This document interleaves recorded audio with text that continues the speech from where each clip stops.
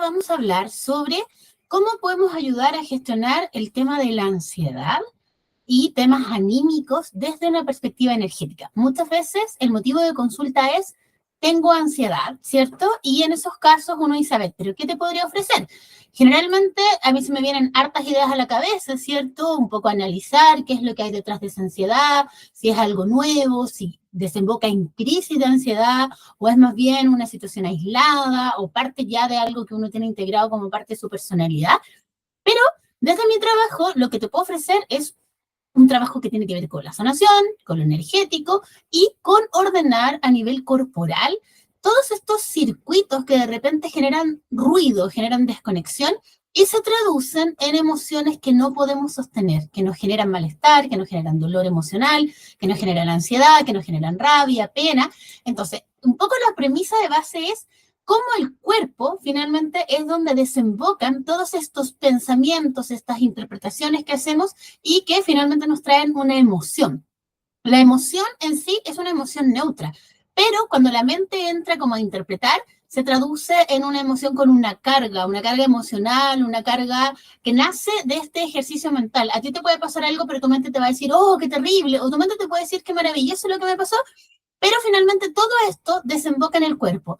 Más allá de los cuentos que nos contemos, más allá de qué tan controlados nos veamos, porque una persona puede estar experimentando ansiedad y nadie verlo, pero yo sé porque siento que estoy, qué sé yo, alterada, que tengo las manos sudorosas, que me late el corazón más rápido. O sea, son cosas que para una persona son súper difíciles de sobrellevar y que hay que tratar de hacer que podamos habitar nuestro cuerpo de forma amorosa, de forma consciente, de forma tranquila. Entonces, la ansiedad se relaciona con varias cosas. Primero es como un estado de alteración, ¿cierto? De agitación, donde estamos sumamente inquietos y podemos analizar esto desde distintos enfoques. Vamos a hablar de chakras, vamos a hablar de territorios de conciencia, vamos a hablar de algunos órganos que podrían ayudarnos a entender un poco lo que le pasa a nuestra mente y esa emoción que provoca y cómo desemboca finalmente en una reacción física. ¿Qué nos va a pasar? Siempre que estamos en un estado como de ansiedad, hay un poco de miedo, ¿ya? Miedo a lo que no puedo controlar, miedo a la incertidumbre, miedo a lo que está más allá de lo que yo puedo ver, ¿no? Como que mi mente puede captar hasta cierto perímetro, pero más allá me genera un... Y esa ansiedad viene seguramente de una edad muy temprana, de la infancia, cuando se desarrollan partes de nuestro cerebro y de nuestro sistema límbico específicamente, que es el que gestiona las emociones y nos ayuda a hacerlas conscientes, donde de repente determinados factores, elementos, situaciones, incluso un olor, un sonido, puede detonar en mí una respuesta emocional que es automática, que no es como reflexiva, porque como esa información se grabó en ti a muy temprana edad, en ese momento, de pequeña, no tenías las herramientas como para procesar racionalmente lo que te estaba pasando, entonces simplemente detona una respuesta cerebral, una respuesta química, una respuesta energética. Entonces, vamos primero a revisar que esto desde cómo ayudamos al cuerpo a conectar con la seguridad, con estar tranquilo aquí y ahora, presente. No la mente allá imaginando escenarios posibles, ansiosa, preocupada, ¿cierto? Sino que ese trabajo siempre lo vamos a poder hacer desde el primer chakra.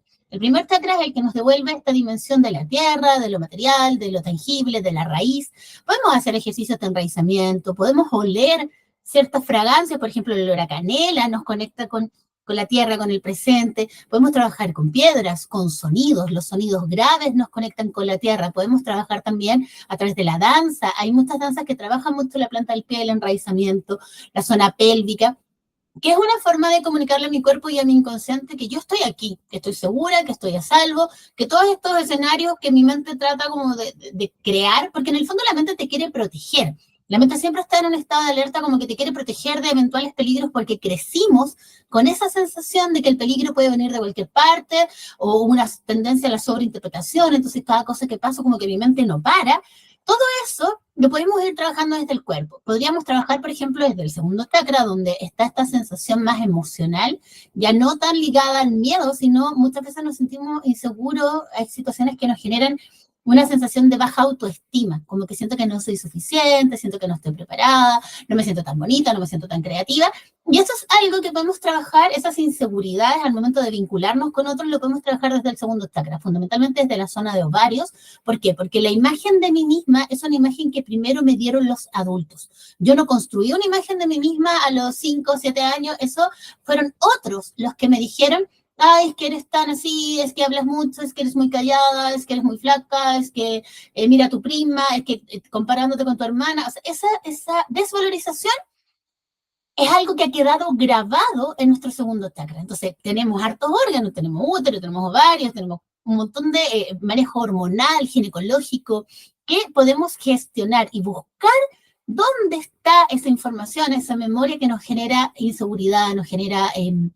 nos deja un poco expuestos al comentario del otro, a la mirada del otro, y no me siento a gusto conmigo misma a nivel de autoestima. Podríamos trabajar también desde el tercer chakra, ¿cierto? Que es el chakra que tiene más trabajo en términos de órganos asociados. Tenemos vaso, páncreas, estómago, intestinos, tenemos hígado, tenemos vesícula, tenemos todo el tema metabólico. O sea, es mucho trabajo. ¿Por qué? Porque nuestra identidad se sostiene desde el tercer chakra y hay muchas emociones propiamente humanas que tienen que gestionar en relación a quién soy, cuáles son mis límites, con qué me identifico. Todo eso, cuando la mente se vuelve ruidosa, solemos encontrar un desequilibrio a nivel de vasopáncreas, por ejemplo, donde se activa este mecanismo de sobrepensamiento, también con la intención de controlar lo que pasa, como que si la mente se pudiera adelantar, en lugar de entrar en un estado receptivo, de silencio, de escucha, la mente no para y te crea unos escenarios terribles, te puedes llegar a obsesionar con una situación, con lo que alguien te dijo, con lo que dijiste, que la próxima vez le voy a decir, y la mente está ahí como en una rumia mental. Eso lo podemos trabajar desde el cuerpo, lo podemos trabajar desde el vasopáncreas, que son los órganos encargados de esta emoción, que es la reflexión y el sobrepensamiento en su cara más oscura. Podemos trabajar también a nivel de hígado, a nivel de vesícula, donde está esta dificultad para poner límites muchas veces. No sabemos cómo decir, basta, me estás pasando a llevar, esta situación me incomoda. Podemos entrar fácilmente en estados de impotencia, una sensación de frustración, de que no me respetan, de que me pasan a llevar.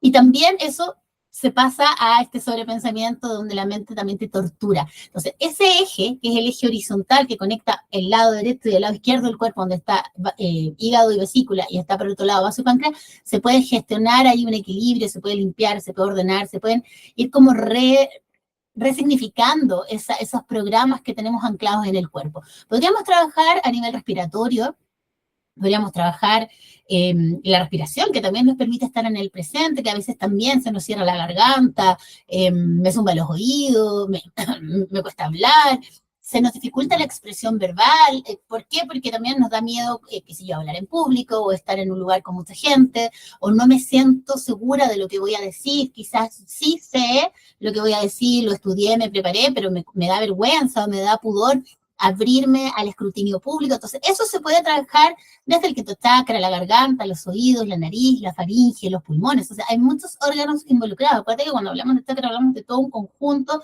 de sistemas y es un territorio de conciencia, donde todo lo relacionado con cómo yo expreso mi creatividad psíquica, con cómo yo me comunico, con cómo yo conecto lo de adentro con lo de afuera, mi mundo interior con la vida pública, se va a ver afectado en caso que a nosotros nos genere ansiedad o miedo o una cierta fobia social incluso.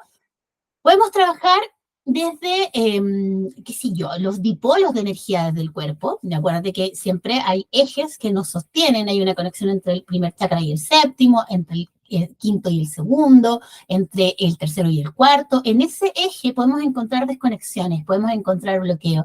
Podemos encontrar una persona profundamente creativa que está súper bien su energía en el segundo chakra, pero no la puede llevar al quinto, porque es una persona quizás a la que nunca se le dio voz ni voto, que nunca se le enseñó a validar sus conocimientos, que es una persona que está acostumbrada a consultarle a todos los demás y le cuesta escuchar su sabiduría interior. Te fijas que ahí hay que restablecer esa conexión que no sabemos y tampoco nos importa, porque esto no es un tema de análisis. ¿En qué momento se cortó esa conexión? Seguramente se cortó en la adolescencia o en la infancia, pero en la sanación no necesitamos darle tanto espacio a la cabeza al análisis, sino que simplemente restauramos. Esto es como que, no sé, como cuando tú llamas a un técnico y te arregla el computador, te puede hacer el comentario, te puede decir, sí, mira, había una desconexión acá, había un virus, no, es que había que actualizar esto, pero tú no necesitas realmente entenderlo. Tú te pones en manos de un experto que va a restablecer el programa que tu equipo necesita para funcionar en su máximo nivel. Con la sanación pasa lo mismo. Cuando tú trabajas, claro, siempre es deseable entender, comprender, resignificar, pero para eso, por ejemplo, te sugeriría una sesión de biodecodificación, donde analizamos y llevamos a la conciencia cómo se gestó esa enfermedad o cuáles fueron los eventos o por qué llegó a plasmarse de esa forma un conflicto biológico. Pero si tú lo que quieres es resolver, claro, en este caso lo que nos va a servir es, por ejemplo, una armonización energética o una sanación del primer y segundo chakra, una sanación del tercer y cuarto chakra.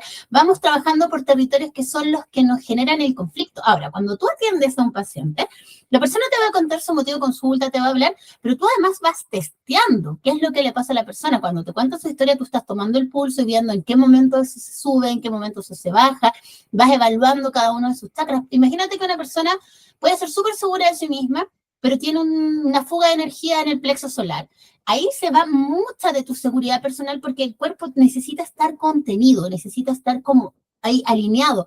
Y de repente tú has vivido operaciones, tatuajes, cicatrices que han hecho que tu cuerpo se llene de fisuras y no hemos sabido repararla porque una persona no tiene por qué saber, pero sí podemos hablar del impacto, por ejemplo, que implica tener una lesión en la rodilla, o en el caso de las mujeres que pasan por una episiotomía, por un legrado, por una cesárea, eso genera un corte, y ese corte no se repara a nivel etérico y a nivel energético, solo se repara a nivel físico.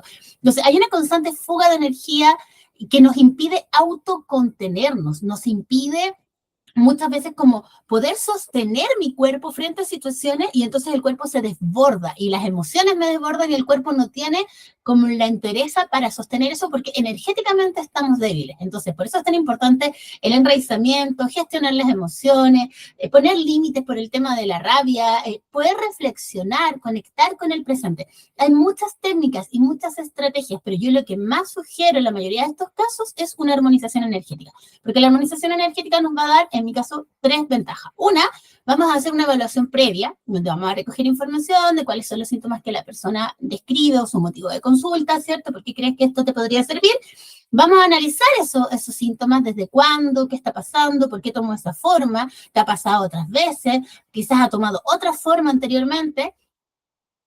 Vamos a corregir esos problemas, si hay fugas, si hay barreras, si hay desequilibrios, si hay desconexiones, los vamos a corregir en la misma armonización. Y a partir de una armonización, yo siempre voy a generar una fórmula de terapia floral que nos va a ayudar a trabajar las emociones que queden ahí dando vuelta el tiempo siguiente, porque la sanación ordena lo grueso, lo estructural, lo principal, nos ayuda a reencauzar esa energía, a reencauzar esa conciencia, a reencauzar esas emociones y esas memorias.